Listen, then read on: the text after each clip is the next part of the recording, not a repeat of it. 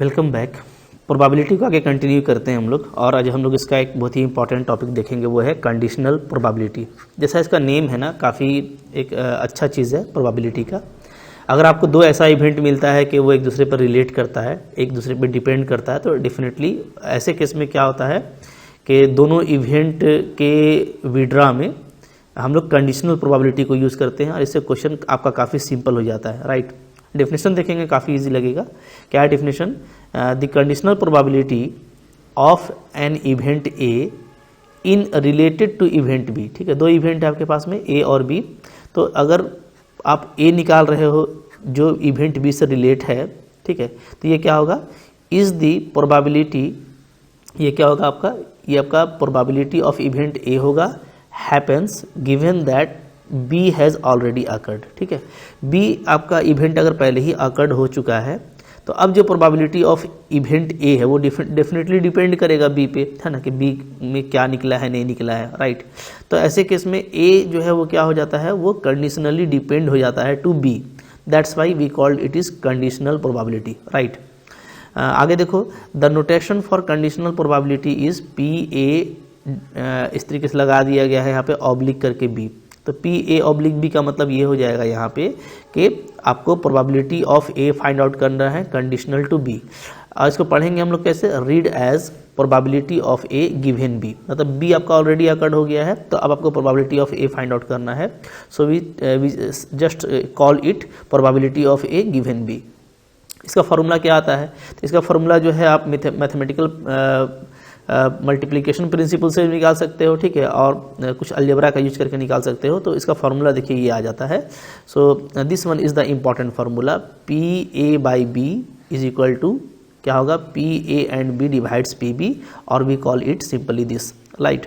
तो यहाँ पे ये आपका कंडीशनल प्रोबेबिलिटी को डिनोट कर रहा है, करेक्ट है। क्वेश्चन करेंगे तो ये आपका काफ़ी क्लियर हो जाएगा। The event B has occurred, चूंकि आपका बी ऑलरेडी अकर्ड होगा, ठीक है। We should reduce simple space. तो ऐसे केस में क्या होता है कि सिंपल स्पेस चूँकि काफ़ी इंपॉर्टेंट होता है ना प्रोबेबिलिटी के लिए, उसी से हम लोग को जो है प्रोबेबिलिटी को कंपेयर करते हैं, निकालते हैं। तो अब सिंपल स्पेस को आपका ये बी जो है हटा सकता है। क्यों? चूँकि सिंपल स्पेस के बाद आपका एक इवेंट बी निकल चुका है, तो अब जो ए का जो भी आउटपुट है वो बी पे डिपेंड करता है। तो अब ए के लिए जो सिंपल स्पेस है वो क्या हो जाता है? वो बी हो जाता है, राइट। तो ये इंपॉर्टेंट चीज़ है। Instead of entire simple space, now we have a simple space B. Okay, since we know B has occurred, so the old thing is about being the number in the event divided the number in the simple space still applies. Okay, यहाँ पे ये चीज़ आपको ध्यान देना है कि चूंकि आपका जो सिंपल स्पेस है, जो भी एस है आपका, ठीक है, तो उसके बाद आपने बी निकाला हुआ है, बी आपका ऑलरेडी अकर्ड है, ठीक है। तो अब जो है जो भी ए का जो आपका दूसरा इवेंट ए आपका आना है, तो वो अब बी पे आपका डिपेंड करेगा। तो now we call B as a simple space for A, ठीक है। तो ये थ्योरी तो इंपॉर्टेंट नहीं है आपके लिए, बट ये है कि फॉर्मूला यहाँ पे देख लीजिए, क्वेश्चन करेंगे तो ये ज़्यादा आपके लिए क्लियर हो जाएगा। तो कंडीशनल प्रोबेबिलिटी में एक और बात ये है कि जब भी आप कंडीशनल प्रोबेबिलिटी की बात करेंगे पी ए बाई बी का, तो आप ये देखेंगे तभी मीनिंगफुल होगा, it is meaningful only P B not equal to zero. क्योंकि आपका देखो नीचे में पी बी है, जो भी नीचे में होगा तो वो अगर जीरो हो जाएगा तो ये तो फिर एग्जिस्ट नहीं करेगा ना, डिफाइन नहीं होगा, राइट। तो इसको जीरो नहीं होना चाहिए, तभी ये फार्मूला मीनिंगफुल होगा। तो जीरो नहीं होने का मतलब ये है कि ये आपका क्या होना चाहिए? इम्पॉसिबल इवेंट नहीं होना चाहिए बी, इसलिए कि बी अगर इम्पॉसिबल इवेंट होगा then it is zero, and then this definition is not well defined, correct. चलिए आगे बढ़ते हैं। अब देखिए डेफिनेशन जो है उसको और अच्छे से समझिए। यहाँ पे मैंने पूरा जो है, अच्छा ये पूरा पीडीएफ आपको मिल जाएगा, इसके लिए आपको वरीड नहीं होना है, वो आपको पूरा कोर्स में मिल जाता है। क्या है? Probability of occurrence of event A when event B has already occurred, ठीक है। पी ए बाई बी का मतलब क्या है? Probability of A given B, और इसका डिटेल मीनिंग है probability of occurrence of event A, right, when B has already occurred. तो फार्मूला ऐसे बनेगा, number of cases favourable to B, right, which is also favourable to A, ठीक है। जो B में फेवरेबल है वो ए में भी होगा, तभी आपका ए का काम बनेगा, ठीक है। और divided by number of cases favourable to B. तो अब ये देखो बी में भी है, ए में भी है, तो इसको आप बोल सकते हो कि now simply it is number of cases favourable to A intersection B divided by number of cases favourable to B. यहाँ पे आपको फार्मूला बन गया ठीक है।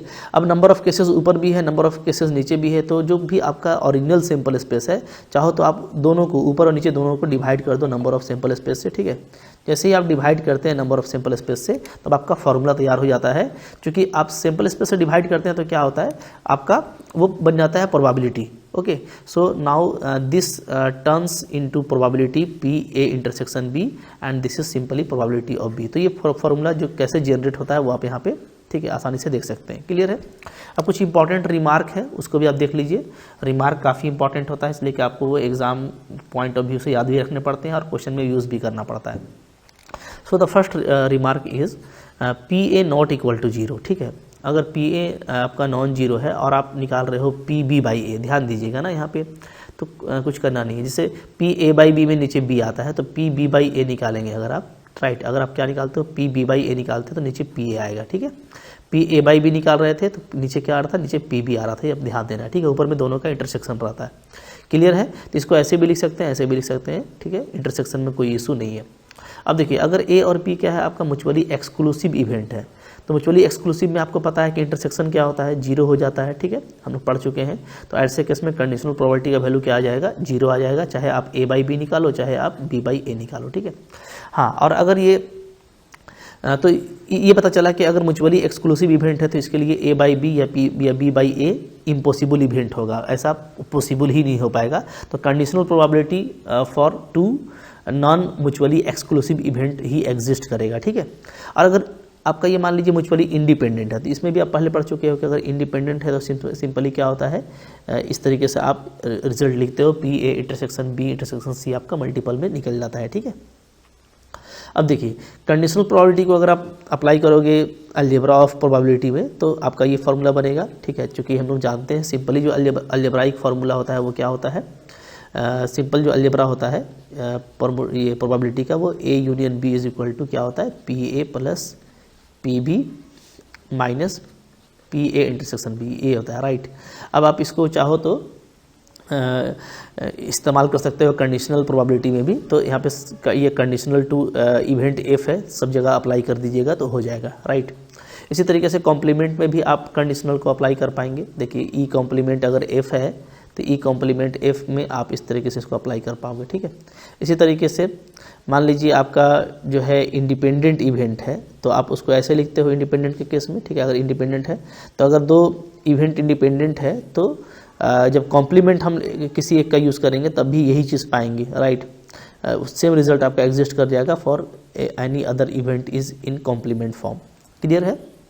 चले आगे बढ़ते हैं नेक्स्ट। इसके बाद देखिए, इसके बाद जो रिमार्क है वो आपका ये कि if A and B are two independent event, suppose कीजिए ए और बी आपका दो इंडिपेंडेंट इवेंट है, the probability of occurrence at least one of A and B is given by. तो किसी एक का जो अकरेंस है वो सिंपली क्या होगा, वो सिंपली होगा आपका 1 minus P A complement A और बी कॉम्प्लीमेंट, राइट। ये देखिए, काफ़ी अच्छे से इसको प्रूव भी कर सकते हैं और ये काफ़ी इंपॉर्टेंट रिजल्ट है, क्योंकि इस तरह ऐसा क्वेश्चन आता है। ठीक है, तो ये मैंने यहाँ पे मेंशन किया है and it is a important property for independent event. ठीक है, अगर इंडिपेंडेंट इवेंट है ए और बी, तो एटलीस्ट ए और बी आने के लिए सिंपली आप क्या करेंगे, ये निकाल देंगे तो आपका काम चल जाएगा। जिसकी देखिए यहाँ पे प्रूफ किया हुआ है कैसे, एटलीस्ट ए एंड बी निकालना है, तो इसका मतलब है पी ए यूनियन बी निकालना है, इसको आप ऐसे लिखोगे। ठीक है, अब चूंकि ये इंडिपेंडेंट है तो ए इंटरसेक्शन बी को आप फिर इसको मल्टीपल में लिख दोगे। ठीक है, अब यहाँ से आप देख सकते हो कि मैं अगर पी बी को कॉमन ले लूँ ये पूरे में से, इन दोनों में से, तो यहाँ पे आपका ये फिर ऐसे आ जाएगा, राइट। यहाँ पे आपका हो गया पी ए। अब देखिए, यहाँ पे आप ध्यान देंगे तो पी ए को मैं क्या लिख सकता हूँ, 1 माइनस पी ए का कॉम्प्लीमेंट लिख सकता हूँ। ठीक है, चूँकि आपको पता है कि किसी का भी आप कॉम्प्लीमेंट लेते हो और दोनों का सम निकालते हो, ठीक है, तो क्या आता है, 1 आता है। तो P A complement is simply 1 minus P A, या P A is 1 minus P A complement, right. और ये आपका ये फैक्टर था। अब 1 माइनस, अब आप देखोगे यहाँ पे, राइट। अच्छा, ये आपका क्या कहलाया, ये आपका कहलाया ए कॉम्प्लीमेंट। ठीक है, तो अब मैं अगर चाहूँ तो कैसे लिख सकता हूँ, ध्यान देंगे अगर आप तो यहाँ पे आप चाहेंगे तो 1 माइनस पी ए कॉम्प्लीमेंट है और ये आपका है पी ए का कॉम्प्लीमेंट, राइट, और ये आपका है पी बी। तो इसको अब हम लोग चाहें तो हम लोग कैसे लिख सकते हैं, 1 माइनस पी ए का कॉम्प्लीमेंट, इसको हम लोगों ने रहने दिया, राइट। अच्छा, इसको थोड़ा सा ब्रीफ कर सकते हैं यहाँ पे, मैं थोड़ा ब्रीफ कर देता हूँ, यहाँ पे ब्रीफ नहीं है। जैसे क्या रिजल्ट आ रहा है, देखिए रिजल्ट आ रहा है यहाँ तक जो आ चुका, उसके बाद मैं आपको बात कर रहा हूँ। यहाँ तक आ चुका है 1 माइनस पी ए कॉम्प्लीमेंट, इसको डैश से भी देख सकते हैं, ठीक है, प्लस क्या P B into P A complement, ये आ रहा है, ठीक है, क्लियर है। अच्छा, अब यहाँ पे आप चाहें तो 1 माइनस रहने दीजिए और पी ए कॉम्प्लीमेंट को कॉमन ले लीजिए, ठीक है। तो यहाँ पे वही किया गया है, 1 है, अब पी ए कॉम्प्लीमेंट को कॉमन ले लेंगे तो क्या आ जाएगा, तो यह आ जाएगा आपका इंटू 1 माइनस पी बी, ठीक है। और 1 माइनस पी बी क्या है, अगेन आपका ये हो जाएगा पी बी का कॉम्प्लीमेंट, तो आपका आ जाता है 1 माइनस पी ए का कॉम्प्लीमेंट इंटू पी बी का कॉम्प्लीमेंट। तो ये पूरा फॉर्मूला जो बना लास्टली ये आपका इस तरीके से बन गया, क्लियर है जी, ठीक है। चलें, एक और रिमार्क यहाँ पे ऐड किया गया है, क्या है, so for we have assumed that elementary events are equally likely. Okay, तो हम लोग अभी तक जो भी क्वेश्चन करते आए हैं उसमें हम लोग एलिमेंट्री इवेंट को क्या लिए हैं, इक्वली लाइकली लिए हैं, यानी जो उसका आउटकम है वो इक्वली लाइकली होगा। And we have used the corresponding definition of probability. Okay, however the sum definition of conditional probability can also be used when the elementary events are not equally likely। ये देखिए, ये एक interesting चीज़ है कि आप conditional probability को चाहो ना तो जो है अगर वो इक्वली लाइकली नहीं भी है तो वहाँ पे भी आप उसको यूज़ कर सकते हो, ठीक है। इसको आप एक क्विक एग्जांपल से देख सकते हैं, यहाँ पे मैंने एक बढ़िया एग्जांपल दिखाया हुआ है। So let us see a quick example. क्या है, इंपॉर्टेंट क्वेश्चन है, ठीक है, आईआईटी लेवल का क्वेश्चन है और इस तरह का क्वेश्चन आपके केवीएस के लिए भी इंपॉर्टेंट हो जाता है। अगर आप पीजीटी की तैयारी कर रहे हो प्रोबेबिलिटी लेवल पे तो उसके लिए भी इस तरह का क्वेश्चन एग्जाम में आया हुआ है, ठीक है। इस तरह का कलेक्शन जो है वो इंपॉर्टेंट क्वेश्चन की कैटेगरी में आता है। क्या है एग्जाम्पल, देखिएगा, एग्जाम्पल है a die is tossed, let B is the event of getting a perfect square, right. Okay, B कैसा इवेंट है तो आपको परफेक्ट स्क्वायर आना चाहिए। The die is so constructed that even number are twice as likely to occur as the odd number। odd number का आने का जो चांसेस है ना, उसके केस में इवन नंबर का आने का चांसेस डबल है। देखिए, इक्वली लाइकली नहीं है ये। देखिए, कोई भी फेयर ऑफ डाइस अगर लिखेगा तो इक्वली लाइकली होता है कि भाई जितना कोई एक फेस आने का चांस है उतना ही दूसरा फेस, वरना आप लूडो वगैरह में तो हारते ही जाओगे, ठीक है। ऐसा लोग छेड़छाड़ कर देते हैं जुआरी लोग की, फिर वो तो यहाँ पे किया गया है, यहाँ पे एक छेड़छाड़ किया गया है और ये किया गया है कि डाई को ऐसा बनाया गया है कि इवेन नंबर का आने का चांसेस, ठीक है, इवेन नंबर का आने का चांसेस दुगना है, ठीक है, किसके कंपेयर में, ऑड नंबर के कंपेयर में, राइट। तो ये आपको कंसिडर कर लेना है। तो find the probability of B given A, यानी आपको साफ साफ बोला है कि आप बी कंडीशनल टू ए निकालिए, right. Where A is event getting the number greater than 3, जहाँ ए क्या है, ए आपका इवेंट है जिसमें 3 से ज़्यादा नंबर आना चाहिए। बहुत इजी बनेगा, कोई इशू नहीं है। पहले तो आप पूरा एक डाई को एक बार टॉस किया गया है ना, सिंपल स्पेस क्या आएगा, एस आएगा, ठीक है। लेकिन प्रोबेबिलिटी को चूंकि इक्वली प्रोबेबल नहीं है, अगर इक्वली प्रोबेबल होता, बात समझिएगा, ठीक है, सारी बातों को रिकॉल करते हुए चलिए कि कब क्या होता। अगर ये इक्वली प्रोबेबल होता तो probability for any one of the digit क्या होता, तो सिंपली वो होता क्या, फॉर एनी डिजिट, कोई भी एक डिजिट आने का प्रोबेबिलिटी आपका होता कितना, 1/6, ये आपको पता है, ठीक है, इक्वली प्रोबेबल में। बट यहाँ पे इक्वली प्रोबेबल नहीं है, यहाँ पे इवेन नंबर का डबल है चांस। तो हम लोग सपोज कर लेते हैं कि जो probability of getting odd number है वो x है, तो इवेन नंबर का क्या हो जाएगा, 2x हो जाएगा, राइट। अब देखिए, अब चूंकि टोटल जो प्रोबेबिलिटी है वो 1 होता है, तो इसको आप अप्लाई कीजिए। Since total probability is 1, that means क्या, 1, तो 1 क्या है, 1 ऑड नंबर है, तो ऑड नंबर का आपने x माना है, ठीक है, ऑड नंबर का हमने x लिया है तो इसका x हो जाएगा, राइट। फिर 2 का आपने इवेन का आपने 2x ले लिया तो ये 2x हो गया। फिर 3 ऑड x, फिर 4 इवेन 2x, फिर 5 ऑड x, फिर 6 इवेन 2x। तो इस तरीके से यहाँ पे पूरा सम बनेगा, ये इक्वल टू 1 होगा, ठीक है। अब यहाँ से आप x की वैल्यू देखोगे तो x का वैल्यू क्या आ जाता है, आपको यहाँ पे x का वैल्यू आ जा रहा है 9, राइट। तो दैट मीन्स क्या कि ऑड नंबर आने का जो चांसेस है वो 1/9 होगा, चूँकि आपने सिंपली x लिया था, ठीक है। और जो इवेन नंबर आने का चांस होगा वो 2/9 होगा, चूँकि आपने 2x ले रखा था, ठीक है ना। तो यहाँ पे इक्वली प्रोबेबल नहीं है। ऑड नंबर का मतलब ये है कि अगर 1 आएगा तो इसका चांस 1/9 है, और इवेन नंबर अगर 2 आएगा तो इसका चांस 2/9 है, राइट। तो अब देखिए, अब ए आपका कैसा है, ए आपका इवेंट है, राइट, जिसमें क्या होता है, जिसमें आप 3 से ग्रेटर नंबर चाहते हो, ठीक है, नंबर ग्रेटर देन 3, ओके। तो जो ए मेरा इवेंट बनेगा वो बनेगा 4, 5, 6 का। अब इसकी प्रोबेबिलिटी क्या आ जाएगी, तो सो probability of P A is for 4 even, so 2/9, 5 odd 1/9, and 6 event 2/9, right. तो ये आपका आ जाता है टोटल 5/9। अब अच्छा बी क्या है, बी हमारा इवेंट है गेटिंग परफेक्ट स्क्वायर, तो there be only one perfect square in the dice which is 4, सिर्फ 4 ही होता है। तो 4 का ठीक है, आप चाहो तो निकालोगे प्रोबेबिलिटी तो क्या आएगा, तो इवन नंबर है तो 4 का आ जाएगा 2/9, बट इसका अब हमको यूज़ नहीं है तो उसको छोड़ते हैं। ए इंटरसेक्शन बी, ए और बी दोनों में क्या कॉमन है, ये आपका देखो ए है, राइट, ये आपका बी है, तो बी के पास में सिंगलटन 4 है और ए के पास में भी 4 है, सो 4 singleton is common element in A intersection B, right. So probability of A intersection B is simply what, since it is a even number and for this even number it has probability 2/9. Okay, finally we get the probability of B given A, that means PB by A. This is the formula of conditional probability, and we have 2/9 for the intersection. Okay, and PA simply is 5/9. So the final answer is what, 2/5, correct। तो इस तरीके से देखिए यहाँ पे निकला। तो याद रखिए कि अगर जो है नॉन इक्वली प्रोबेबल है तो वहाँ पे भी कंडीशनल प्रोबेबिलिटी को आप इजीली यूज़ कर पाएंगे, जैसे मैंने आपको एग्जांपल दिखाया, ठीक है। Now let us see the another quick examples which are also important. The example 3 is there, a card is drawn from an ordinary pack, we are told that it is red, ठीक है। अच्छा अब देखिए एक card निकाला गया और जो है वो क्या है, वो रेड है। What is the probability that the card is greater than 2 but not less than 9?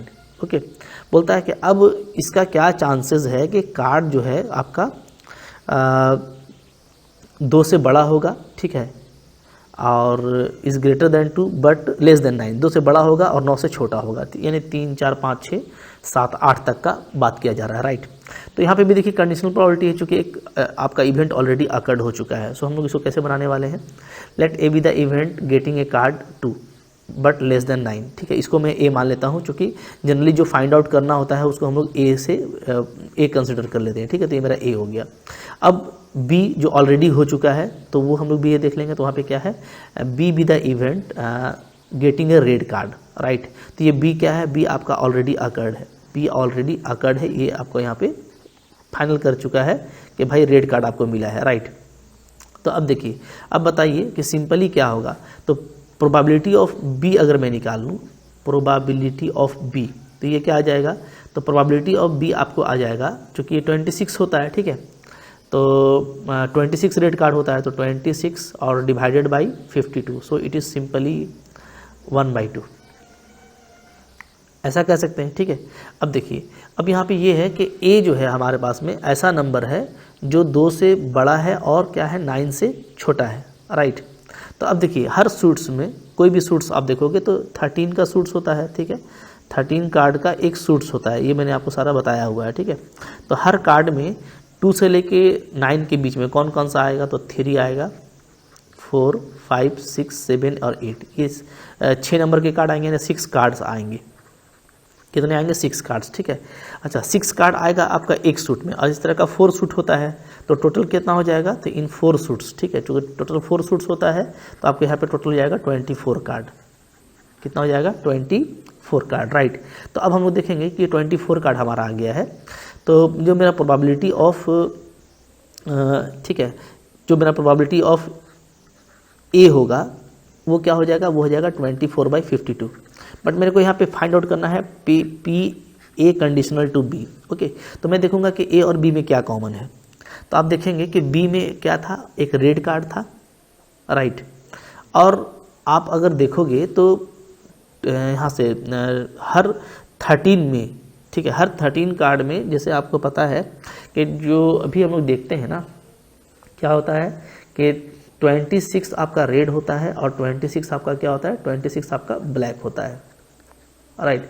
इसी से सारा सूट्स आपका जो है बटा रहता है, तो इक्वल नंबर होता है। तो 24 जो टोटल आया है इसमें इक्वल नंबर, यानी 12 जो है रेड होगा और 12 क्या होगा, आपका ब्लैक होगा, ठीक है, 12।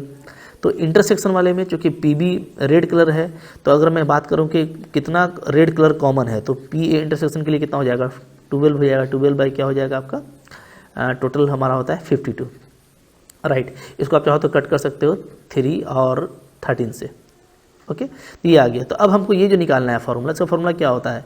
इसका फार्मूला होता है आपका सिंपल, यहाँ पे एन में भी लिख सकते हैं आप, चूँकि सिंपल स्पेस दोनों का एक है, और आप चाहे तो डायरेक्ट आप प्रोबेबिलिटी वाइज भी लिख सकते हो, ठीक है। तो ये फार्मूला होता है। ओके, अब ये आपका देखिए आ गया है 3/13 और ये आपका आ गया है 1/2। अगर हम लोग इसको सोल्व करेंगे तो क्या आ जाएगा 6/13, ठीक है। ऐसे भी देखोगे और एग्जैक्टली यहाँ पे वही चीज़ निकाला गया है, ठीक है। तो वही बातें यहाँ पे लिखी हुई हैं जो मैंने आपको कही, हाँ राइट। लेकिन आप इसको चाहे तो इस तरीके से बना सकते हो प्रोबेबिलिटी वाइज।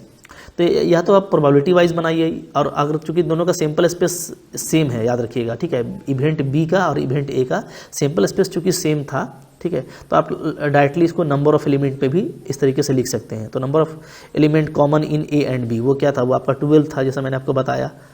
तो 12 और बी में टोटल कितना होगा रेड, तो 26 होगा। तो आप ऐसे भी फाइंड आउट कर सकते हो। करेक्ट है जी, ठीक है। तो किसी भी तरीके से आपको एक फाइंड आउट कर लेना है। ओके, चलिए नेक्स्ट क्वेश्चन देखिए। यहाँ पे एग्जाम्पल नंबर 6 देखिए। तो अब एग्जाम्पल नंबर 3, 6 एक्चुअली ये फिल्टर किया गया है, जो कुछ अच्छे क्वेश्चन हैं वो यहाँ पे लगाए गए हैं, ठीक है। डिफरेंट बुक से लिया गया है, जो एग्ज़ाम पॉइंट ऑफ व्यू से इम्पॉर्टेंट तो है ही, और बट क्या है कि ऐसा क्वेश्चन है कि जिसको अगर आप कर लोगे तो आपको कुछ और भी आइडियाज़ आ जाएंगे। तो मैंने बहुत सिंपल क्वेश्चन नहीं, बल्कि जो तो कुछ अच्छे क्वेश्चन है वैसे लगाने की कोशिश की है, ठीक है। तो अब देखिए यहाँ पे क्या है, अब देखते हैं एग्जाम्पल नंबर 6 है। Assume that each born child is equally likely to be a boy और गर्ल। जो भी बच्चा आने वाला है, ठीक है, नया बच्चा, वो लड़का होगा या लड़की होगा। फैमिली के पास में 2 चिल्ड्रेन हैं, ठीक है।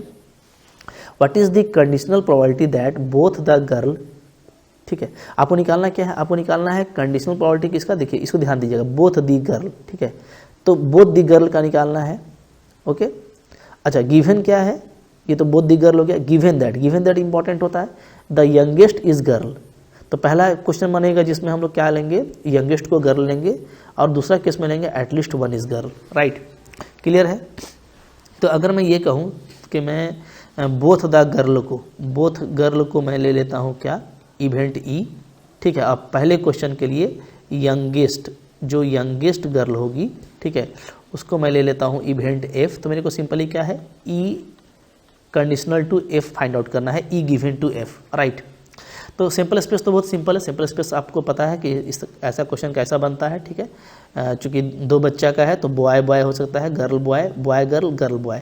ये आपका सजाया गया है किस तरीके से, ठीक है, यंगेस्ट और एल्डेस्ट के ऑर्डर में। मैंने जो आपका पहला वाला है वो छोटा है, और बाद वाला क्या है, बड़ा है, ठीक है, छोटा और बड़ा, क्योंकि एक छोटा एक बड़ा होगा, ठीक है, एक बड़ा बच्चा एक छोटा बच्चा, तो यंगेस्ट और एल्डेस्ट में। अब फर्स्ट क्वेश्चन देखिए। फर्स्ट क्वेश्चन में क्या बोलता है कि ई को मैंने इवेंट ले लिया कि दोनों गर्ल हो, ठीक है। एफ को मैंने इवेंट ले लिया कि क्या था, यंगेस्ट इज गर्ल। तो यंगेस्ट गर्ल कहाँ कहाँ पे आपको दिख रहा होगा, ठीक है, यंगेस्ट को गर्ल लेना है। तो यहाँ पे यंगेस्ट गर्ल है, इस केस में देख पा रहे हो आप, ठीक है, इस केस में यंगेस्ट आपका गर्ल है, और यहाँ पे भी आपका गर्ल है। तो आपका ये GB और GG ये वाला आ जाएगा, ठीक है। क्लियर। अच्छा, अब यहाँ पे दोनों में क्या कुछ कॉमन है, तो कॉमन है बिल्कुल, ये जो GG वाला स्पेस है वो आपका कॉमन है। तो आप डायरेक्टली निकाल सकते हो। यहाँ पे डायरेक्टली अगर आप निकालोगे तो प्रोबेबिलिटी कंडीशनल टू EF, ये अगर आपको निकालना है तो फार्मूला क्या होता है, E intersection F divided by probability of F, right. अब देखिए यहाँ पे इंटरसेक्शन का देखें तो इंटरसेक्शन दोनों में एक कॉमन है, ठीक है। तो और सैंपल स्पेस आपका 4 है, तो ऊपर में 1/4 हो जाएगा, और नीचे में PF, तो PF में 2 एलिमेंट था तो ये 2/4 हो जाएगा, ठीक है। इन दोनों को सोल्व कीजिएगा तो 1/2 आ जाता है आपका आंसर, ठीक है। इसी तरीके से अगर सेकंड क्वेश्चन देखा जाए, एटलीस्ट 1 इज गर्ल, अगर ये मेरा गिवन रहेगा या ऑलरेडी अकर्ड केस रहेगा, तो इसमें आप देखोगे कि एटलीस्ट 1 इज गर्ल, तो इसमें आपको फिर F में 3 एलिमेंट आ जाएंगे ना, जिसमें आपका गर्ल है, ये वाला भी आ जाएगा, ये वाला भी आ जाएगा, ये वाला भी आ जाएगा, ठीक है। तो अब इस केस में आप अगर निकालते हो प्रोबेबिलिटी तो कितना इजीली निकलता है देख लीजिए, है ना। अब इस केस में PE कंडीशनल टू F कैसे निकालेंगे, तो अगेन दोनों का इंटरसेक्शन लेंगे और नीचे डिवाइडेड बाई PF। अब देखिए इंटरसेक्शन में कौन कौन आ रहा है, तो E के पास में तो केवल एक GG वाला एलिमेंट है, यहाँ पे भी तो एक ही एलिमेंट कॉमन आ रहा है, सो अगेन इट इज़ ऊपर में 1/4, और PF, तो PF में 3 एलिमेंट है, so it is 3/4, so it is finally 1/3। इस तरीके से आप इस तरह का क्वेश्चन को आसानी से डील करते आए हैं, कोई इशू नहीं होना चाहिए, राइट। देखते हैं फिर इसके बाद देखिए, इसके बाद नेक्स्ट है आपका एग्जाम्पल नंबर 8। एग्जाम्पल नंबर 8 अब देख लो, ठीक है। 3 कार्ड्स आर सक्सेसिवली जो है ड्रॉ किया गया है। विदाउट रिप्लेसमेंट, है ना, रिप्लेसमेंट नहीं है, रिप्लेसमेंट होता तो फिर ये इंडिपेंडेंट केस हो जाता, राइट। तो रिप्लेसमेंट नहीं है, विदाउट रिप्लेसमेंट ये काम किया गया है, देख पा रहे हैं आप, ठीक है। What is the probability of the first 2 cards are king and the third card drawn is an ace, ठीक है। इसको देखिए हम लोग कंडीशनल से बनाएंगे, और ऐसे भी आप सिंपल तरीके से बना सकते हो, दोनों तरीके से मैं आपको बताऊंगा यहाँ पे। So there be 2 different method for this question. 3 card draw किया गया है ना, देखिए बहुत इजीली बना पाएंगे आप, कैसे करें, देखिए लेट के denote event that card drawn is king, ठीक है। चूंकि प्रोबेबिलिटी में फर्स्ट 2 कार्ड क्या है आपका किंग है और थर्ड कार्ड क्या है एस है, तो के को मैं इवेंट ले लेता हूँ कि जो कार्ड ड्रॉ किया गया है वो किंग है, ए को मैं इवेंट ले लेता हूँ कि कार्ड ड्रॉ किया गया है एस। तो अब हो जाएगा, चूँकि किंग को ड्रॉ किया गया है और तीसरी बार में एस को ड्रॉ किया गया है, तो यानी कि आपका ये पहले ऑकर किया है, तो इसको मैं के लिया, इसको मैं ए लिया, तो मेरे को यहाँ पे बस करना कुछ नहीं है, मेरे को क्या निकालना, मेरे को निकालना है प्रोबेबिलिटी ऑफ ए डिवाइड्स के, मतलब कंडीशनल टू के, ये निकालना है, ठीक है। अब देखिएगा यहाँ पे क्या होगा, यहाँ पे आप देखोगे तो clearly we have to find probability of K A. चूँकि ये साथ में काम हुआ है तो मेरे को 2 बार जो है किंग चाहिए और 1 बार मेरे को क्या चाहिए, मेरे को 1 बार एस चाहिए, ये मेरे को निकालना है, ठीक है। तो ऑब्वियसली पीके क्या होगा, पीके आपका 4/52 हो जाएगा, क्यों, क्योंकि के क्या है, के जो है आपका किंग के लिए इवेंट है, तो प्रोबेबिलिटी ऑफ किंग क्या हो जाएगा, तो 4 किंग होता है टोटल 52, ये हो जाएगा, ठीक है। अच्छा, अब देखोगे कि अब मैं देख लेता हूँ कि प्रोबेबिलिटी ऑफ के बाई के क्या होगा, मतलब एक किंग निकल गया है फिर किंग चाहिए, बात समझिएगा ना, एक किंग निकल गया है फिर मेरे को किंग चाहिए, तो मैं के बाई के चाहता हूँ, ठीक है, ओके। चूँकि 2 आपको किंग निकला है और तीसरी बार में इक्का निकला है, तो ये क्या हो गया आपका probability of second king given 1 king has already drawn. तो ये सिंपली क्या होगा, तो सिंपली हो जाएगा 3/51, क्योंकि नीचे सिंपल स्पेस भी एक कम हो जाएगा ना, एक कार्ड तो निकल चुका है, एक किंग भी निकल चुका है, तो ये हो गया 3/51, right. As after drawing a king 3 kings are left, यहाँ पे क्लियर है, ठीक है। अब मेरे को फाइनली क्या निकालना है, मेरे को फाइनली निकालना है क्या, तो कि 2 किंग आपका निकल गया, 2 किंग आपका निकल गया है, तो मेरे को अब चाहिए एक एस, ठीक है। तो यहाँ पे मैंने देखिए वैसे ही माना है के फॉर किंग और ए फॉर एस, तो अब मेरे को एस चाहिए when it is given that 2 kings are drawn, तो मेरे को फाइनली चाहिए क्या, फाइनली मेरे को चाहिए पी ए बाई के, इसको मैं ऐसे लिख सकता हूँ, ठीक है, नो प्रॉब्लम एट ऑल। तो probability of drawing an ace in third draw given that 2 kings are already drawn. अब देखिए किंग को ड्रॉ किया गया है, ठीक है, तो एस तो मेरे को कोई भी 4 में से आ जाएगा, क्योंकि एस मेरे पास में टोटल 4 होता है, ठीक है। अच्छा, लेकिन 2 कार्ड निकाल चुके हो आप, तो सिंपल स्पेस आपका कम हो जाएगा, क्योंकि हम लोग कंडीशनल प्रोबेबिलिटी में बना रहे हैं। कंडीशनल प्रोबेबिलिटी में क्या होता है कि नीचे जो आप लेते हो तो वो ऑलरेडी अकर्ड से इफेक्ट होता है, ठीक है ना। तो यहाँ पे क्या हो जाएगा, ये हो जाएगा आपका 4/50, क्या हो गया आपका 4/50। रिक्वायर्ड प्रोबेबिलिटी इज, तो यहाँ पे आपका जो रिक्वायर्ड प्रोबेबिलिटी है वो क्या हो जाएगा, वो हो जाएगा, मैं आपको निकालना था probability of king and S, यानी आपको 2 सक्सेसिव किंग के बाद एक एस निकालना था, जैसा कि आपको क्वेश्चन में डिमांड किया गया था, probability that the first 2 card is king and third card is S, right. तो इसी ऑर्डर में लिखा है हम लोगों ने, तो इसको सिंपली आप इस तरीके से जो है मल्टीप्लिकेशन लिखोगे, probability of king without condition, चूँकि पहले तो कोई कंडीशन नहीं था, फिर probability of second king when already a king is drawn, thereafter probability of an ace when already 2 king is drawn. तो इसी ऑर्डर में आ गया पूरा, ठीक है, कि एक पहले आपने किंग निकाला, फिर एक आपने किंग निकाला जबकि ऑलरेडी एक किंग निकला हुआ था, और फिर आपने एक एस निकाला जबकि आपको अब 2 ऑलरेडी किंग निकले हुए थे। तो ये इसको हम लोग कंडीशनल प्रोबेबिलिटी में इस तरीके से लिखेंगे और वैल्यू यहाँ पे पुटअप कर देंगे, चूँकि आपको प्रोबेबिलिटी ऑफ सिंपली एक किंग, एक यहाँ ये आपको मालूम है यहाँ पे 4/52 है, right. Probability of king when king is already drawn, तो ये भी आपको मालूम है यहाँ पे 3/51 है, और probability of an ace when 2 king is drawn, तो ये भी आपको यहाँ पे निकला हुआ था, क्लियर। तो ये अब हमारा क्या था 4/50, तो ये सारा वैल्यू आप यहाँ पे पुटअप करेंगे तो आपका ये आंसर निकल जाएगा। याद रखिए कि इस तरह क्वेश्चन देखिए, आप जैसे जानते हो ना कि P A conditional to B क्या होता है, तो ये होता है P A intersection B by P B, right. इसको हम लोग ऐसे लिख सकते हैं, P A intersection B is equal to क्या हो गया आपका पी, ठीक है, इसको आप जैसे आसानी के साथ में लिख सकते हो, मान लो कि यहाँ पे आप मल्टीप्लाई कर दोगे तो क्या आ जाएगा, A conditional to B into P B आ जाएगा, इस तरीके से आ जाएगा। ठीक है। तो आप यहाँ पे देखेंगे ना, तो यहाँ पे आप ये देखेंगे कि जैसे ए एंड बी है, ये पी ए एंड बी है, तो इसको आप ऐसे भी बोल सकते हो कि पी ए मान को आपको ए बी निकालना है, ठीक है। तो पी ए बी निकालना है तो आप इसको ऐसे लिख सकते हो, सपोज करता हूँ कि मैं पहले ए निकाला, राइट, या पहले मैंने मान लीजिए बी निकाला, तो बी मैंने निकाला विदाउट कंडीशन, ठीक है। तो ये मेरा क्या हो गया, ये मेरा हो गया ऑलरेडी ड्रॉन, क्योंकि यहाँ पे जो होता है बी होता है वो क्या होता है, वो आपका ऑलरेडी ड्रॉन होता है, ऑलरेडी ड्रॉन। तो पहले आप इसको निकालते हो, ठीक है। तो फर्स्ट आपका यहाँ पे बी निकलता है और सेकंड आपका क्या निकलता है, सेकंड आपका निकलता है यहाँ पे ए। तो पहले आप पी बी लिखते हैं, ठीक है, फिर आप निकालते हैं क्या, फिर आप ए को निकालते हैं when B is already drawn. तो इस तरीके से आप लिखते हो। तो जो पैटर्न है, पहले जो फर्स्ट निकलता है उसको लिखा जाता है, फिर दूसरा निकालते हैं तो डेफिनेटली पहला वाला उसका कंडीशनल बन जाता है, ठीक है ना, क्योंकि वो ऑलरेडी ड्रॉन रहता है। तो इसी पैटर्न पे यहाँ पे भी लिखा गया है, ठीक है। बहुत आसानी से आप देख पाएंगे कि जैसे के ए, ये ज़्यादा बढ़ के बेटर है, तो इसको अगर मैं ज़्यादा अच्छे से लिखूँ तो ऐसे लिख सकता हूँ बी ए, ठीक है, क्योंकि बी पहले ड्रॉन हुआ है और ए इंटरसेक्शन बी और बी इंटरसेक्शन ए, ये दोनों जो कि इक्वल होता है तो कोई इशू नहीं है, चाहे आप ए बी लिखो या बी ए लिखो, लेकिन ये आपका सही ऑर्डर से लिखा हुआ है। तो पहले बी ड्रॉन होगा, क्योंकि बी ऑलरेडी ड्रॉन होता है, तब आप ए को निकालते हो, तो इसलिए आप लिखते हो पी ए, ठीक है, बाई बी। तो यहाँ पे बी पहले ड्रॉन हुआ है तो आप लिखेंगे प्रोबेबिलिटी ऑफ बी, ठीक है, फिर आप लिखेंगे probability of A when B is already drawn, ठीक है। तो इस तरह से लिखा जाता है। तो यहाँ पे भी वही पूरा, चूंकि ऑर्डर से लिखा हुआ है तो ऑर्डर से लिखा हुआ है, तो आप सिंपली इस तरीके से ऑर्डर से आप वैल्यू पुटअप करके फाइनली इसको आंसर को फाइंड आउट कर सकते हैं, ठीक है। सेकंड तरीके से भी इसको आप निकाल सकते हो। सेकंड मेथड देखिए यहाँ पे मैंने बताया यूजिंग कॉम्बिनेशन। कुछ करना नहीं है, क्योंकि आपको सक्सेसिवली किया गया, यानी 1 by 1 किया गया है ड्रॉन। तो 3 कार्ड्स में तो आपको मान लो ई मेरा इवेंट है, फेवरेबल इवेंट, तो इन ई होगा number of selection of a king from 4, again a king from 3, चूँकि एक निकालने के बाद आपका 3 ही किंग बचेगा, और then in A and ace from 4 aces, ठीक है। तो अच्छा, ये पूरा कार्ड डिस्ट्रीब्यूशन वगैरह मैंने जो पहले के लेक्चर में बताया है ना, अच्छे से इसको याद कर लीजिएगा, क्योंकि ये आपके लिए इंपॉर्टेंट रहता है कि कितना किंग होता है, कितना एस होता है। तो यहाँ पे जो नंबर ऑफ सिलेक्शन बनने वाला है वो ये 4 में से 1 4 C1, फिर 3 में से 1, फिर 4 में से 1, तो ये आपका ये आ गया।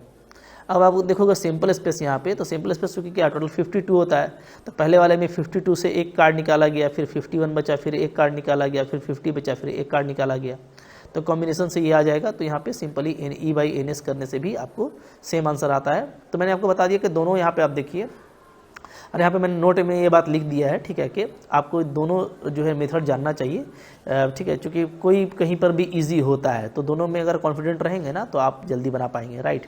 क्योंकि काफ़ी बार क्या होता है, कॉम्बिनेशन वाला बहुत कैलकुलेटिव हो जाता है, बहुत ज़्यादा ही, तो उसमें वो वाला आपका केस ईजी पड़ जाता है। तो कभी कभार छोटा केस रहता है, कॉम्बिनेशन वाला ईजी पड़ता है, ठीक है।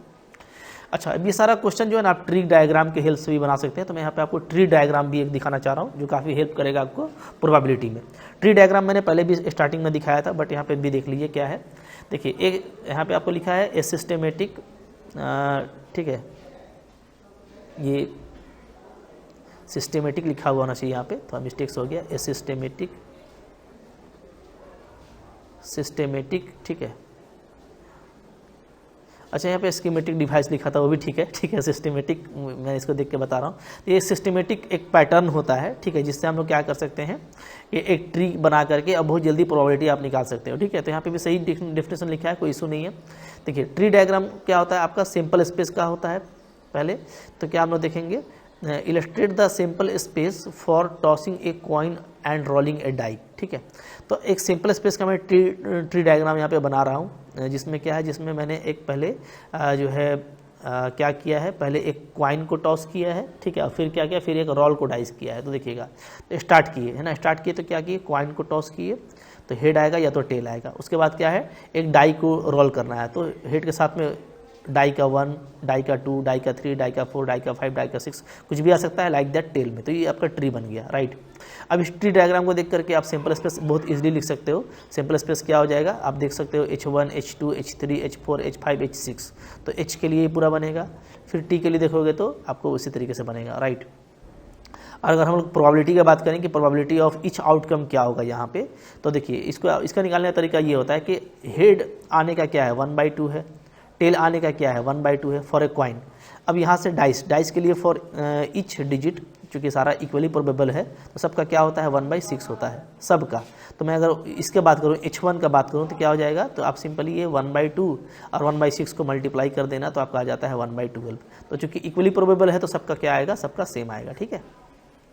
अच्छा, कुछ और भी यहाँ पे हम लोग देखते हैं ट्री डायग्राम का एग्जाम्पल। जैसे देखिए प्रोबेबिलिटी ट्री डायग्राम, ठीक है, 10 पेंट ब्लब, ठीक है, ब्लब लिया गया है, होता है गोल राउंड राउंड होता है, खूबसूरत, ठीक है। वैसा ही 10 जो है आपको पेंटेड बल्ब लिया गया है, ब्लब लिया गया है इन ए पैक, ठीक है। 3 आपका यहाँ पर रेड है, 2 ब्लू है, 5 ग्रीन है। एक निकाला गया, कलर को नोट किया गया, उसको वापस डाल दिया गया, then a second is taken, ठीक है। फिर दूसरा निकाला गया, तो आपको बताना है कि रिक्वायर्ड प्रोबेबिलिटी यहाँ पे क्या होगा, ठीक है। अब देखिए ये जो केस है ना, ये इंडिपेंडेंट वाला केस है। क्या है, इंडिपेंडेंट। जो मैं आपको बोलता हूँ, मैंने आपको शुरू में भी बताया था कि अगर आप निकाल के डाल देते हो वापस, तो उससे क्या होता है, उससे अब जो है जो दूसरा जो निकाला जाएगा तो अब वो फर्क नहीं पड़ता ना कि पहले क्या निकाला गया, क्योंकि गिनती पे कोई फर्क नहीं आया, आपने वापस डाल दिया तो काउंटिंग पे कोई फर्क नहीं रहेगा, ठीक है। सिंपल स्पेस आपका सेम है और उसी पे काम होता है बार बार, ठीक है। तो यहाँ पे ध्यान दीजिएगा, ये इंडिपेंडेंट वाला केस है। चूँकि आप एक निकालोगे फिर दोबारा निकालोगे तो उसको कोई फ़र्क नहीं पड़ेगा पहले क्या निकला था, चूँकि आप उसको वापस डाल दे रहे हो।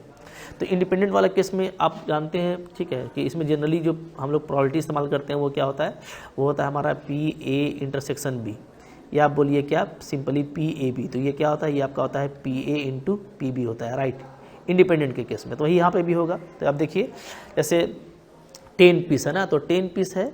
अब आपका क्या है कि आपका जो ब्लू है, तो यहाँ पे मैंने कलर से दिखाया है। जैसे देखिए आप देखेंगे कि मैंने R फॉर रेड लिया हुआ है, ठीक है, ये रेड को डिनोट कर रहा है, ये B फॉर ब्लू को डिनोट कर रहा है और ये G फॉर ग्रीन को डिनोट कर रहा है, right.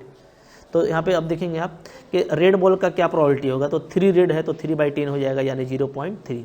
So it's probability is 0.3। Tree बनाना है, ठीक है। ब्लू आपके पास में 2 है तो 0.2 और ग्रीन आपके पास में 5 है तो इस प्रोबेबिलिटी 0.5। अब आगे देखते हैं इसके बाद क्या करना है। इसके बाद ये है कि आपको फिर एक सेकंड में बॉल निकालना है, ठीक है, दूसरा बॉल आपको निकालना है। तो अब बताना है उसका प्रोबेबिलिटी। तो सेकंड में कुछ भी निकल सकता है ना, कुछ भी निकल सकता है, रेड ब्लू ग्रीन कुछ भी।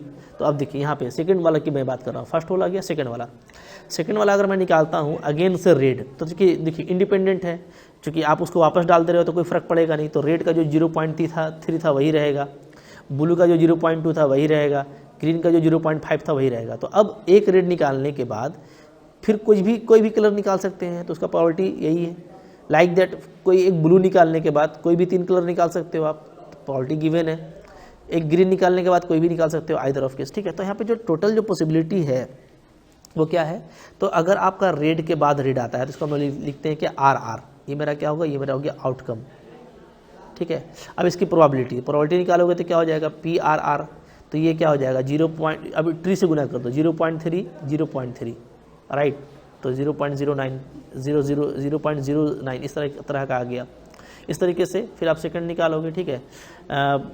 RB, R को लोगे B को लोगे तो RB होगा, तो इसको आप मल्टीप्लाई करोगे 0.3, फिर ये 0.2, तो ये आपका 0.06 आ गया। फिर आप लोगे R के साथ में G को, तो अगेन 0.3 एंड 0.5, ठीक है। तो ये आपका आ जाएगा यहाँ तक 0.3, यहाँ तक पहला 3 आ गया आपके R के साथ में। फिर B के साथ में आप करोगे तो फिर आपको 3 मिलेगा, ये आपका, ठीक है। सिर्फ मल्टीप्लाई करते जाना। फिर आप G के साथ में करोगे तो पहले 0.5 के साथ में ये लोगे, फिर ये लोगे, फिर ये लोगे, तो 0.5 0.3 0.5 0.2 0.5 0.5 तो आपको ये मिलता है, ठीक है। तो आपको देखोगे सबको आप सम करोगे ना तो ये 1 आता है एग्जैक्टली, यानी ये आपका जो ट्री डायग्राम है, इसे जो प्रोबेबिलिटी आपने निकाला है फॉर ईच केस, तो वो सारा आपका क्या है, करेक्ट है। तो ट्री डायग्राम आपको इस तरीके से यहाँ पे हेल्प करता है, ठीक है। अब कुछ और भी ट्री डायग्राम है, जैसे देख लीजिए यहाँ पे एक बैग कंटेन करता है 3 ब्लू और 5 red ball. When a bag is taken, कोई एक बैग लिया गया, ठीक है। अच्छा सॉरी, एक bag contains 3 blue and 5 red beads है, ओके, यहाँ पे बीड्स था तो हड़बड़ाना नहीं है, चलिए। तो बीड को एक बीड को लिया गया, फिर उसको वापस डाल दिया गया, तो सेम केस है। आप देखोगे तो रिप्लेस कर दिया, यानी फिर से वही इंडिपेंडेंट वाला मैटर है, ठीक है। आप सिंपली ट्री डायग्राम बनाइए और मल्टीप्लाई करते चलिए जाइए, आपका काम हो जाएगा। तो सेम है, आप इसको देख लेना, ठीक है, ओके। चलिए फिर आप देखेंगे यहाँ पे फिर से अगेन वही है, 2 ब्लू और 4 रेड बीड्स, ठीक है। फिर इट इज़ नॉट रिप्लेस्ड, इस बार देखिए, इस बार क्या है, इस बार रिप्लेस नहीं किया गया है। रिप्लेस अगर नहीं किया गया है तो ये इंडिपेंडेंट वाला केस नहीं है, तो इस बार आप कंडीशनल वाला प्रोबेबिलिटी लगा सकते हो, बट ट्री डायग्राम में जरूरत पड़ेगा नहीं, आप डायरेक्टली उसको अपने अंडरस्टैंडिंग से लिख सकते हैं। कैसे देखेंगे, ठीक है, तो देखिए यहाँ पे क्या है, 2 है और 4 है, तो ब्लू के लिए बी फॉर ब्लू, ब्लू के लिए 2/6 और रेड के लिए क्या हो जाएगा 4/6, ठीक है, ये प्रोबेबिलिटी हो गया, यहाँ से आपने स्टार्ट किया था। ओके, अब देखिए आर के बाद अब जैसे मान लीजिए फिर एक और निकाला गया है, दूसरा बीड आप निकालते हो, ठीक है, तो दूसरा बीड आपका कुछ भी हो सकता है, फिर से red blue, right, again red होता है, तो अब ध्यान दीजिएगा, अब सिंपल स्पेस में फ़र्क पड़ेगा, क्योंकि आपने इसको रिप्लेस नहीं किया, तो अब क्या हो जाएगा, अब ये हो जाएगा 3/5, क्योंकि ऑलरेडी एक रेड भी निकल चुका है, ठीक है, ओके, और उसको आपने अब डाला नहीं है, तो ऊपर भी कम होगा, नीचे भी कम होगा। इसी तरीके से आप ब्लू का काम करेंगे तो ऊपर भी कम होगा, नीचे भी कम होगा, देख पा रहे हो ना, ठीक है, यहाँ भी देख सकते हो वही सिचुएशन है। अच्छा, अब ब्लू पहले, अगर ब्लू के बाद आप रेड निकाल रहे हैं, अगर आपने ब्लू निकाला था तो तब अगर आप रेड निकाल रहे हो तो ध्यान देना है कि ऊपर में 4 रहेगा, क्योंकि टोटल रेड अब 4 है, हाँ नीचे कम हो जाएगा, ठीक है। अच्छा, लेकिन अगर आप क्या कर रहे हैं, लेकिन अगर आप ब्लू के बाद ब्लू ही निकाल रहे हैं तो ऊपर भी कम होगा और नीचे भी कम होगा, ठीक है जी, क्लियर है, ओके। तो ध्यान से देखना है इसको, रेड निकाल रहे हैं तो रेड पे फ़र्क पड़ेगा ऊपर में, ठीक है, और नीचे तो फ़र्क पड़ना ही पड़ना है, ठीक है, लेकिन रेड के बाद ब्लू निकाल रहे हैं तो ब्लू पे फ़र्क नहीं पड़ेगा, क्योंकि ब्लू आपका टोटल 2 है, तो वो तो वही एग्जैक्टली सेम रहेगा, हाँ नीचे फ़र्क पड़ेगा, 2/5 हो जाएगा। ब्लू के बाद आप रेड निकाल रहे हो, ठीक है, तो रेड पे कोई फ़र्क नहीं पड़ेगा, नीचे बस 6 से 5 हो जाएगा। ब्लू के बाद ब्लू निकाल रहे हो तो ब्लू पे एक फ़र्क पड़ेगा। अब आप सब वो बस मल्टीप्लाई करते जाओ, 4/6 3/5 ये आ जाता है, ठीक है, 4/6 2/5 ये आ जाता है। अब यहाँ पे PRR जो टोटल वैल्यू आ रहा है कट करके वो ये आ रहा है, ठीक है, कैंसिल करके, इसके लिए आप देखो ये आ रहा है, इसके लिए ये आ रहा है, इसके लिए, तो सारा केसेस का आपको बता दिया गया। तो यहाँ पे अगर नॉट रिप्लेस होता है ना तो ये लाइक दैट कंडीशनल प्रोबेबिलिटी है, बट इसको भी आप ट्री डायग्राम से बहुत इजीली बहुत इजीली जो है आप इसको कर सकते हैं एग्जाम में, राइट। तो याद रखिएगा कि कंडीशनल प्रोबेबिलिटी भी एक प्रोबेबिलिटी है, ठीक है, जो डिपेंड करता है कि पहले वाले में क्या निकाला गया, वो तभी होगा जब वो इंडिपेंडेंट नहीं होगा, और ट्री डायग्राम में इस तरह से आप काम बहुत इजीली कर सकते हो, ठीक है, क्लियर है जी। चलिए यहाँ पे देखिए क्या है, एक क्वाइन को टॉस किया गया है, ठीक है, if the coin shows head, अगर क्वाइन हेड आता है तो फिर उसको टॉस किया जाता है, ठीक है, बट अगर इसमें टेल आता है देन एक डाइस थ्रो किया जाता है। अच्छा क्वेश्चन है, ठीक है, एक क्वाइन टॉस किया जाता है, अगर क्या आता है, अगर हेड आता है, ठीक है, तो इसको फिर से टॉस किया जाता है, लेकिन अगर टेल आता है तो एक डाइस को फेंका जाता है। तो बोलता है कि कंडीशनल प्रोबेबिलिटी बताइए of the event that the dice shows A number greater than 3, 3 से ज़्यादा नंबर आए, इसके बताना है आपको कंडीशनल प्रोबेबिलिटी। अब देखिए ट्री डायग्राम के हेल्प से कितना जल्दी बनेगा, बहुत मज़ा आएगा, ठीक है। देखिए ये आपका क्वाइन है, यहाँ से आपने स्टार्ट किया, राइट, ये आपका हो गया यहाँ से स्टार्ट। अब देखिए क्वाइन से हेड या टेल आने का प्रोबेबिलिटी क्या है, इक्वली प्रोबेबल है 1/2 1/2, ठीक है। अगर हेड आता है तो आप फिर से एक क्वाइन को फेंकते हो, ठीक है, तो फिर से वो इक्वली प्रोबेबल होगा 1/2 1/2, हेड भी आ सकता है, टेल भी आ सकता है। अब ये इसका प्रोबेबिलिटी क्या आ जाएगा, हेड के साथ अगर हेड आता है, हेड तो 1/2 को 1/2 से मल्टीप्लाई कर दो, तो 1/2 इंटू 1/2। इधर भी अगर हेड के बाद टेल आता है तो भी वही होगा 1/2 इंटू 1/2, 1/4 आ जाएगा। अगर टेल आता है, ठीक है, इसकी प्रोबेबिलिटी क्या है 1/2 है, फिर आप एक डाइस को फेंकोगे, अब डाइस इक्वली प्रोबेबल है सारा डिजिट, तो 1/6 सबका प्रोबेबिलिटी हो जाएगा 1/6, ठीक है। तो आप क्या करोगे, अब आप सिर्फ मल्टीप्लाई करते जाओ, अगर टेल के साथ में 1 आता है तो 1/2 1/6 1/12 हो जाएगा प्रोबेबिलिटी, लाइक दैट हर एक की प्रोबेबिलिटी क्या आ जाएगी 1/12 आ जाएगी, ठीक है। अब कुछ करना नहीं है, कहानी आपका खत्म हो गया। देखिए इस हमारा ये सैम्पल स्पेस है, क्लियर है। अगर हेड आता है तो हम हेड के बाद फिर से टॉस करेंगे तो हेड आएगा या हेड टेल आएगा, तो डायरेक्ट आप सिंपल स्पेस लिख पाते हो यहाँ से इजीली, ठीक है। पूरा यहाँ पे ये जो पूरा कलेक्शन ये पूरा आपका क्या बन गया, ये आपका बन गया सिंपल स्पेस, राइट, ठीक है। अब ई को मैंने इवेंट ले लिया कि जो ये दिखाता है कि डाई में जो नंबर आएगा वो क्या आएगा, वो ग्रेटर देन 4 आएगा, जैसा कि डिमांड किया गया था क्वेश्चन में, ठीक है, क्लियर है जी। 4 से बड़ा, अच्छा ग्रेटर देन 3 लिया गया है। अच्छा यहाँ पे लगता है बनाने में कुछ मिस्टेक हुआ है, वो आप करेक्शन कर लीजिएगा। चलिए मैं कर देता हूँ, राइट। यहाँ पे चलो ग्रेटर देन 4 ही यहाँ पे कर लेता हूँ क्वेश्चन को ही, कोई इशू नहीं है। अच्छा ये गिवन है कि एटलीस्ट 1 इज टेल, तो इफ़ में आपको ये गिवन है कि एटलीस्ट 1 क्या होना चाहिए, आपका टेल होना चाहिए, ठीक है। चलें तो अब देखिए यहाँ पे तो यहाँ पे ये हो जाएगा कि ई के पास में कौन सा इवेंट आएगा, क्योंकि ग्रेटर देन 4 लेना है तो ग्रेटर देन 4 वाला कौन सा होगा, ये तो T5 होगा या तो T6 होगा, बस नंबर तो यहीं पे दिख रहा है, तो ई के पास में सिर्फ T5 या T6 होगा। अच्छा एफ़ क्या बोल रहा था, एफ़ आपको बोल रहा था कि एफ़ में कम से कम एटलीस्ट 1 टेल होना चाहिए, तो एटलीस्ट 1 टेल के लिए हम लोग क्या ले पाएंगे, देखिए मैं यहाँ पे इसको आपको ग्रीन से घेर दे रहा हूँ, ठीक है। एटलीस्ट 1 टेल में देखिए ये पूरा आ जाएगा ना, ये पूरा एटलीस्ट 1 टेल में आ जाएगा, देखिए ये पूरा ले लेंगे हम लोग, ठीक है। HT से स्टार्ट करेंगे, पूरा ले लेंगे, ओके, यहाँ तक क्लियर है। अब क्या दोनों में कुछ कॉमन है तो वो भी देख लेते हैं, राइट। तो पहले आप देख लीजिए कि प्रोबेबिलिटी ऑफ PF क्या आता है, PF यानी इसकी प्रोबेबिलिटी क्या आ रही है, तो सबको आपको बस ऐड करते जाना है, HT, T1, T2, T3, T4, T5, T6। अब यहाँ पे सबका लिखा हुआ है वैल्यू, इसका 1/4 है, बाकी सबका 1/12 है, तो 1/4 और 1/12 को ऐड करते जाइए, जितना भी नंबर है वहाँ तक, तो आपको यहाँ पे 3/4 आ गया, ठीक है। PE देख लेते हैं, तो PE में हमारे पास में सिर्फ T5 और T6 है, तो दोनों का 1/12 को ऐड कीजिएगा तो आपका 1/6 आ जाएगा। अब इंटरसेक्शन में कुछ कॉमन भी है, तो डेफिनेटिव दोनों कॉमन है, ठीक है, तो दोनों कॉमन में भी आ जाएगा, और दोनों की प्रोबेबिलिटी 1/12 भी है, तो आपको ये आ गया। तो सिंपली आप ये फॉर्मूला अप्लाई करो, आपको सारा फिगर मिला हुआ है और आपको क्विकली आंसर आ जाता है, कुछ करने की ज़रूरत यहाँ पे नहीं है, राइट, क्लियर है। अगेन देखिए एक क्वेश्चन है, एक डाई को थ्रो किया जाता है, if multiple of 3 comes a die throw again, otherwise a coin tossed, find the probability of event that coin shows tail given that at least 1 die shows a 3। तो ये अगेन इफ ई मान लीजिएगा, इसको F मान लीजिएगा, देखिए सेम क्वेश्चन है और बहुत ही अच्छा क्वेश्चन, इस तरह का क्वेश्चन एग्जाम में आता है कंडीशनल प्रोबेबिलिटी में, ठीक है। तो आपको इस क्वेश्चन को करना है, ये आपको मैं होमवर्क दे रहा हूँ, ठीक है। जैसे ऊपर किए एग्जैक्टली सेम होगा, डायग्राम बनाओ, करने की कोशिश करो, ठीक है। PDF तो आपको मिल ही जाएगा, तो आप इसको पहले ट्राई कीजिएगा, ओके, क्लियर है। ईमानदारी से ट्राई कीजिएगा, इसका स्क्रीनशॉट मत ले लीजिएगा, ठीक है ना। मैं यहाँ पे देखिए आपको ट्री डायग्राम दिखा दे रहा हूँ इसका, आप क्वेश्चन को ट्राई कर लेना, ठीक है। आप वीडियो यहाँ से रोक देना, चलिए। अब जिनका बन गया वो यहाँ से आप मिला सकते हो, ट्री डायग्राम बनाओगे, ठीक है। तो ट्री डायग्राम कैसे बनेगा, डाइस है, ठीक है, डाइस को आपने रोल किया, बोलता है अगर मल्टीपल ऑफ 3 आता है, यानी 3 आता है या तो 6 आता है, ठीक है, क्लियर।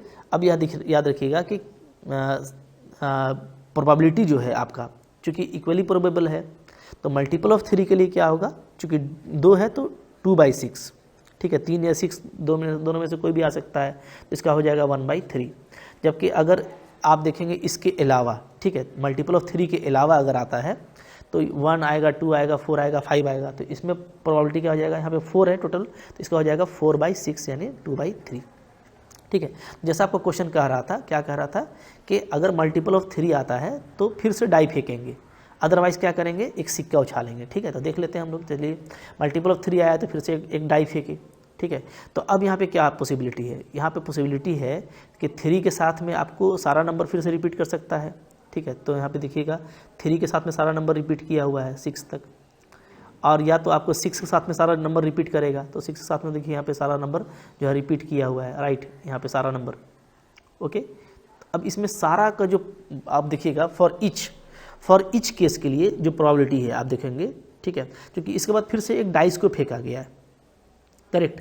तो और अगर फिर से एक डाइस को फेंका जाता है तो आप देखेंगे कि सबका प्रोबेबिलिटी क्या है, क्योंकि यहाँ पे 12 आउटकम बन रहा है और सब आपका इक्वली प्रोबेबल है, तो क्या होगा, ये 1/12 प्रोबेबिलिटी हो जाएगा फॉर इच। ट्री डायग्राम से ही मज़ा आता है ना बनाने में, ठीक है, सबका हो जाएगा। तो आप सिंपली अगर सबका निकालना चाहते हो प्रोबेबिलिटी, तो आप 1/3 को 1/12 से मल्टीप्लाई करोगे तो प्रोबेबिलिटी ऑफ इच क्या आ जाएगा, 1/36 आ जाएगा। अब देखिए नॉन मल्टीपल के केस में आपका क्या आता है, आपको एक सिक्का उछालना है, तो मैंने एक सिक्का उछाल दिया। अब हर एक के साथ में हेड और टेल एसोसिएट हो सकता है, 1 के साथ में हेड, 1 के साथ में टेल, पहले हेड वाले को ले लिया गया है, तो 1 के साथ में हेड, 2 के साथ में हेड, 4 के साथ में हेड, 5 के साथ में हेड, फिर टेल के साथ, टेल भी सबके साथ लगेगा, ठीक है। अब यहाँ पे देखिए कुल कितना है, यहाँ पे कि आपका 8 बन रहा है, तो इक्वली प्रोबेबल है, तो सबका प्रोबेबिलिटी क्या होगा, 1/8 होगा। अब 2/3 को 1/8 से मल्टीप्लाई कर दीजिएगा, सबका क्या आ जाएगा, सबका आ जाएगा आपका 1/12 ये आ जा रहा है, ठीक है, सबका प्रोबेबिलिटी। अब कुछ करना नहीं है, कहानी आपका खत्म हो गया। यहाँ पे क्या बोल रहा था, यहाँ पे आपको बोल रहा था कि ई हमारा अगर इवेंट है जिसमें क्या है, जिसमें बोलता है कि क्या बोल रहा था कि टेल शो करता है, ठीक है, जिसमें टेल दिखना चाहिए, तो टेल कहाँ कहाँ दिख रहा है, तो पूरा इधर भी आउटकम है, इधर भी आपका पूरा आउटकम है, तो आउटकम में जो टेल मेरे को दिख रहा है वो आपको भी दिखता होगा, यहाँ पे दिख रहा है टेल, तो ये टेल वाले को जमा कर लीजिए, तो ये आपका हो गया ई, राइट। अच्छा, अब इफ़ क्या बोला था कि एटलीस्ट 1 डाई सो 3, कम से कम एक में आपको 3 दिखना चाहिए। तो 3 कहाँ दिख रहा है, तो 3 वाले को उठा लीजिए। तो 3 मेरे को दिख रहा है ये वाला अगेन, तो ये मैं पूरा उठा लूँगा, ये वाला, ये पूरा पूरा उठा लूँगा, ये वाला, ठीक है। ये पूरा सेट उठा लीजिए, उठा लिया। तो अब देखिए, अब क्या दोनों में कुछ कॉमन है, तो कॉमन तो कुछ नहीं है, ठीक है। तो कॉमन नहीं है तो ये 0 हो गया, तो आपका प्रोबेबिलिटी भी क्या आ जाएगा, 0 आ जाएगा। तो इसी तरीके से करना है, इसी तरीके से आपने किया होगा तो ट्री डायग्राम से पढ़ने में मज़ा आ जाता है। तो आई होप आपको ये पूरा लेक्चर अच्छा लगा तो लाइक कीजिएगा, चैनल पर नया सब्सक्राइब कर लीजिए, ठीक है। कोर्स पढ़ना चाहते हो तो मेरा एप्लीकेशन जो है अवेलेबल है, आप उसको चाहो तो डाउनलोड कर लो, आपको लिंक मिल जाएगा डिस्क्रिप्शन में, वहाँ से आप एप्लीकेशन को डाउनलोड करके एप्लीकेशन से कोर्स को सिस्टमेटिक तौर पर पढ़ाई कर सकते हो, ठीक है। KVS, NBS, PGT, CSA, आप नेट गेट कुछ भी तैयारी करना चाहते हैं तैयारी कर सकते हैं। मिलेंगे नेक्स्ट, इसके बाद बेस थ्योरम आएगा, बहुत तरह का भी एप्लीकेशन करना है, ठीक है। अभी अच्छा खासा सिलेबस है, सबको हम लोग देखने वाले हैं 1 by 1, पढ़ते रहिए, मज़ा कीजिए, ठीक है। Thank you very much.